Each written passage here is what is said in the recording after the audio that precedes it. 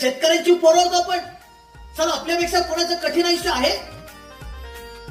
शेतकरी म्हणजे आपण काय करतो? आपला बाप दरवर्षी जुगार खेळतो. पेरणी म्हणजे काय साहेब? जुगारच आहे ना.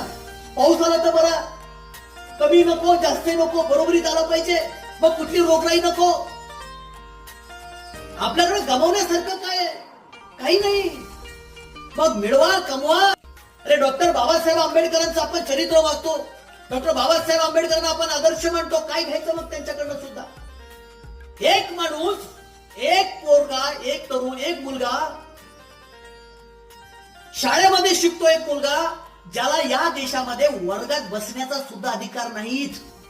एक शाळेतला मुलगा ज्याला वर्गात बसण्याचा अधिकार नाही, त्याच्या बसल्याने सुद्धा मुलं वाटतात. म्हणून तो विद्यार्थी वर्गाच्या बाहेर बसतो, वर्गातून गुरुजी काय शिकवतात बाहेरून ते बघतो, ते विद्या ग्रहण करतो. अरे ज्या दिवशी शाळेतला चपराशी येत नाही त्या दिवशी डॉक्टर आंबेडकरांना पाणी पाजणार सुद्धा कोणी नाही, कारण त्यांच्या स्पर्शाने तिथला पाण्याचा माठ सुद्धा वाढतोय.